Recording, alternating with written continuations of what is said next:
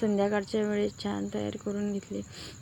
नंतर घरच्या देवाला नैवेद्य दिलं आणि बाहेर तुळशीला पण नैवेद्य दिला, पाया पडून घेतल्या. घरात पण पाया पडल्या, तुळशीला पण पाया पडून घेतल्या. आणि आता होळीची तयारी करायला घेतली. आरतीचं ताट पूर्ण तयार केलं. हळद कुंकू, अक्षिता, अगरबत्ती, नैवेद्य पुरणाची देवीसाठी आणि दिवे पण घेतले. पाण्याचा गडू घेतला. होळीसाठी माझ्या देराणीने छान मोठा हार बनवला होता फुलांचा, तो घेतला. आणि लक्षातच नव्हतं गाठी, माझ्या सासूबाईंनी दिली गाठी आरतीच्या ताटामध्ये. आता निघालो आम्ही सर्व सामान घेऊन होळी माताची पूजा करायला. आणि आमच्या घराजवळच होळी आहे. दरवर्षीच इथं होळी असते. सर्व बाया जमल्या होत्या. एक एक करून उशीर झाला होता संध्याकाळच्या वेळेस, मग सर्व बाया जमल्या होत्या. छान अशी मस्त पूजा करून घेतली शांतपणे.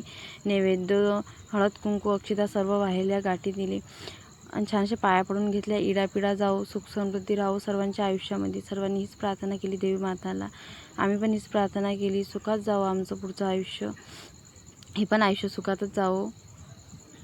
माझ्या विधूंनी छान अशी पूजा पाया पडून घेतल्या. शांत एका जागी उभं राहिलो आणि छान आमची अशी होळी जळाली. माझ्या चॅनलला लाईक, शेअर, सबस्क्राईब करा. चला बाय.